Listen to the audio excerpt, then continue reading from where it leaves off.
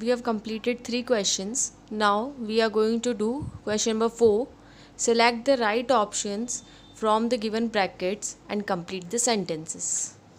First sentence is, every year we go on dash pilgrim, town, pilgrimage, picnic to Haridwar. इस sentence में हमें जो 4 option given है उसके अंदर से करेक्ट ऑप्शन चूज़ करना है. फर्स्ट ऑप्शन है पिलग्रिम. पिलग्रिम वो लोग होते हैं, वो पर्सन्स होते हैं जो रिलीजियस प्लेसेस पर जाते हैं. टाउन, टाउन ये प्लूरल होता है टाउन वर्ड का, TOWN हम जो टाउन लिखते हैं, टाउन मीन्स जो छोटा नगर होता है उसका प्लूरल होता है ये. Pilgrimage, pilgrimage means a long journey made by a person to visit a religious places. जो तीर्थ यात्रा जो होती है वो कहलाती है पिलग्रीमेज. पिकनिक अब सबको पता है, so the correct answer is pilgrimage. B dash is the mark of great person. Options are punctual, punctuality, regular, honesty. Punctual मतलब सही टाइम पर कुछ काम करना. पंक्चुअलिटी जो वक्त का पाबंद होता है, जो हर काम टाइम पर करता है. रेगुलर मतलब रेगुलर बेसिस पे नियमित तरीके से कोई काम करना. ऑनेस्टी ईमानदारी. तो इसके अंदर जो करेक्ट आंसर होगा वो होगा honesty. C dash can be achieved only through practice. ऐसा क्या है जो सिर्फ प्रैक्टिस से हम अचीव कर सकते हैं, हासिल कर सकते हैं. ऑप्शंस हैं perfection, practical, perfect and practice. हम प्रैक्टिस से परफेक्शन को अचीव कर सकते हैं. परफेक्शन मतलब हमारे काम के अंदर कोई भी कमी नहीं होगी. Next, Sunidhi enjoys good dash heal, health, swim, restore. इन ऑप्शंस में हील और रीस्टोर का मीनिंग सेम है. कोई चीज़ फिर से सही होना हील या रीस्टोर कहलाएगा. गुड स्विम नहीं हो सकता, तो इसका करेक्ट आंसर होगा good health. Next, there is no dash in his writing.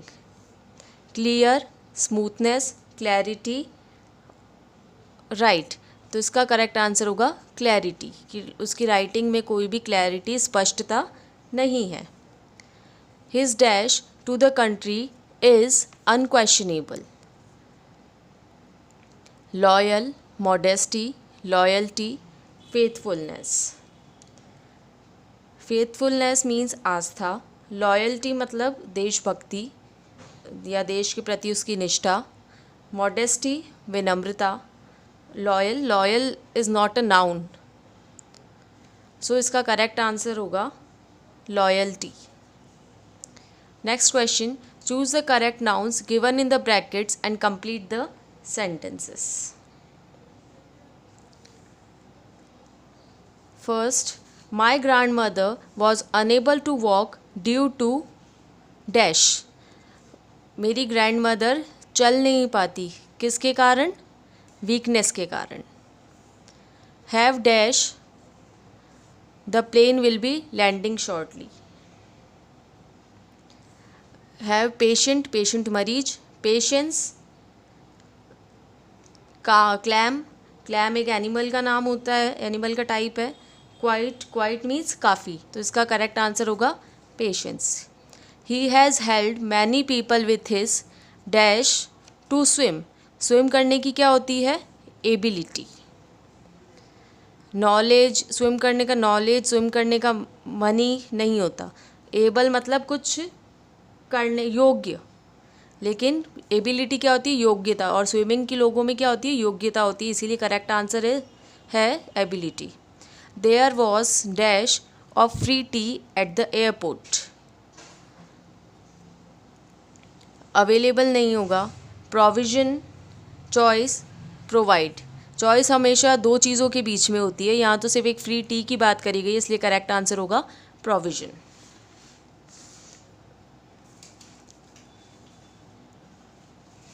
Next, we should speak the dash in every situation. हमें हर सिचुएशन में बोलना चाहिए. क्या बोलना चाहिए? ऑनेस्टी, ईमानदारी नहीं बोल सकते, झूठ नहीं बोलना चाहिए। सही कैसे, सही चीज़ हम जो बोलते हैं या तो वो सच होता है या वो झूठ होता है, तो हमें हर सिचुएशन में क्या बोलना चाहिए, truth, such. Next, the owner appreciated the drivers dash, honest, rich, honesty, richness. इसका करेक्ट आंसर होगा ऑनेस्टी। मतलब ड्राइवर की ईमानदारी के लिए ओनर ने उसको अप्रिशिएट किया, उसको सराहा। Next question is put the following nouns under the correct headings. यहाँ जो इस बॉक्स के अंदर जो भी ऑप्शंस दे रखे हैं, हमें उन्हें इन दोनों हेडिंग्स के अंडर क्लासीफाई करना है, या तो वो कॉमन नाउन होगा या वो एब्स्ट्रैक्ट नाउन होगा। तो सबसे फर्स्ट अगर आप देखोगे तो first we are given tree. Tree क्या है, ट्री कॉमन नाउन होगा या एब्स्ट्रैक्ट नाउन होगा?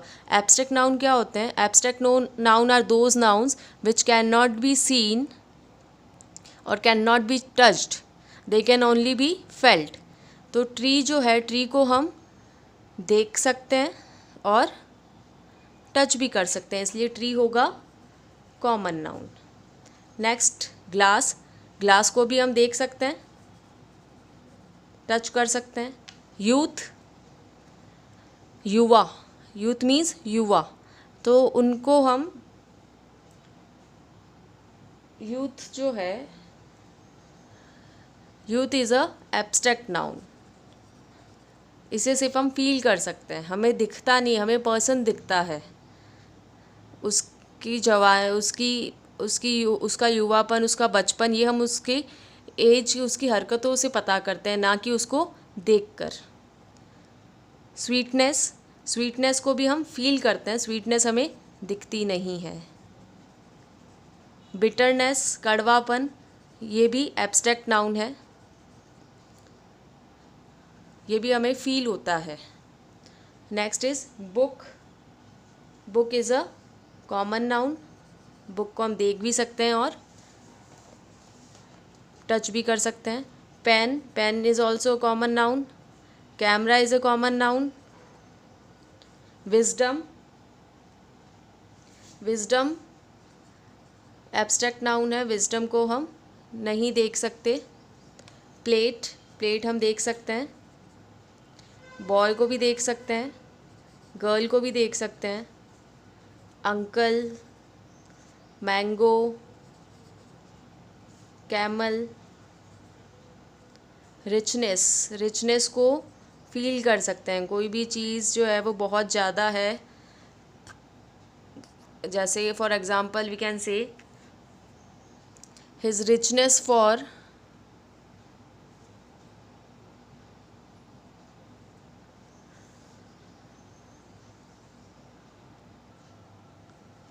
रिचनेस का example, in this painting I love the richness of colours. इस सेंटेंस के अंदर हम कलर्स, पेंटिंग में कलर्स को देख सकते हैं, लेकिन कलर्स की रिचनेस, मतलब कलर से भरी पूरी पेंटिंग को हम सिर्फ फील कर सकते हैं। So richness is a abstract noun. Next is poverty. Poverty is also abstract noun, गरीबी को हम फील कर सकते हैं। फियर, ये भी एब्स्ट्रैक्ट नाउन है। Joy is also abstract noun. Kindness abstract noun. Car, car को हम देख भी सकते हैं और टच भी कर सकते हैं, सो कार कॉमन नाउन होगा। बस is also a common noun. Truth, truth is an abstract noun. Life, life is also an abstract noun. Bottle, bottle is a common noun. So we have classified it into two categories, common nouns and abstract noun. Next, question number 7, match the following columns. हमें यहाँ पर column A को column B से match करना है। First is Parth, Riya, Meenu, John. ये सारे person के नेम है, ये these are all persons specific name. तो जो स्पेसिफिक नेम होता है वो हमेशा क्या होता है, proper noun. Second, 4 pens 9 apples. 4 कितने पेन है, 4 पेन है और 9 एप्पल्स हैं, तो ये क्या होगा, ये काउंटेबल नाउन होगा। यहाँ इनको गिन के बता रखा है कि 4 पेन है और 9 एप्पल्स हैं। Third, iron, silver, aluminium.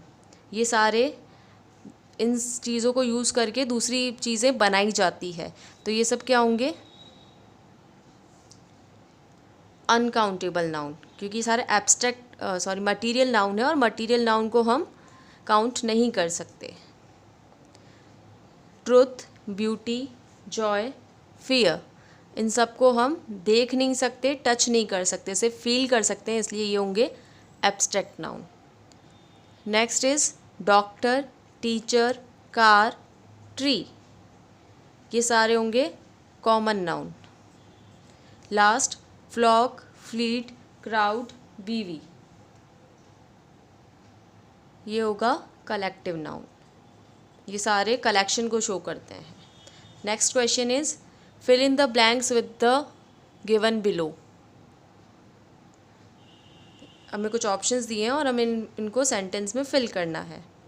Options है गैलेक्सी, स्टार्स का जो लार्ज ग्रुप होता है, लार्ज सिस्टम होता है स्टार्स का, वो गैलेक्सी कहलाता है। बीवी, ये पर्टिकुलर किसी एक प्लेस पर अगर बहुत सारे लोग एक साथ इकट्ठा होते हैं तो उन्हें हम बीवी कहते हैं। ट्रूप, बड़ा ग्रुप, लार्ज ग्रुप जो होता है एनिमल या लोगों का, वो कहलाता है ट्रूप। क्लम्प, ये स्मॉल ग्रुप होता है प्लांट्स का या ट्रीज़ का, जो बहुत सारे छोटे प्लांट्स या ट्रीज़ आपस में एक जगह पर पास पास ग्रो करते हैं तो उसको हम बोलते हैं क्लम्प। शॉल, जब ये बहुत सारी फिशेस एक जगह पर एक साथ तैरती है उसको शॉल बोला जाता है। पैक आप सबको पता है। बैंड, म्यूजिशंस जो होते हैं उन म्यूजिशंस के ग्रुप को बोला जाता है बैंड। आर्मी, सोल्जर्स के कलेक्शन को, सोल्जर्स के ग्रुप को बोला जाएगा army. So first sentence is and dash of soldiers march forward. Soldiers का ग्रुप क्या कहलाता है? Army. An army of soldiers march forward. Next, a dash of monkey was jumping on the trees. A troop of monkeys, troop किसे बोलते हैं? Group of animals को। A dash of women was dancing at the party.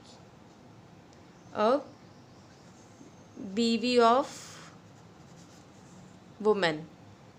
A dash of stars appeared yesterday in a clear sky. Stars के group को क्या बोलते हैं? Galaxy. A dash of musician was performing at the show.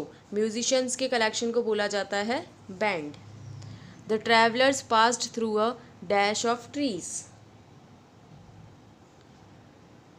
यहाँ पर होगा clump, जब एक साथ बहुत सारे ट्रीज ग्रो करे हुए होते हैं एक जगह पर तो वो कहलाता है clump. There is a dash of fish in the aquarium. Shoal. The building collapsed like a dash of cards. Last option is the pack. Now next question is question number 9. Give 5 examples of each of the following. We have studied all these types of noun. हम पढ़ चुके हैं इन kinds of noun को। यहाँ पर आपको हर एक के 5 examples लिखने हैं। So ये सभी questions आपको कॉपी में नहीं करने हैं। कॉपी में सिर्फ आपको क्वेश्चन नंबर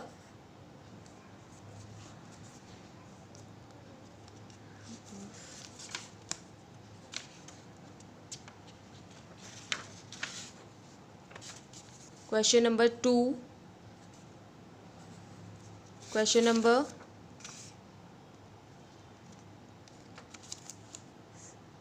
7, question number 8 और question number 9 करना है। बाकी के सारे क्वेश्चन आपको सिर्फ बुक में करने हैं, कॉपी में सिर्फ आपको ये 4 क्वेश्चंस करने हैं। I hope you all have understood this. Complete your homework. Do these 4 questions in your notebook. Thank you.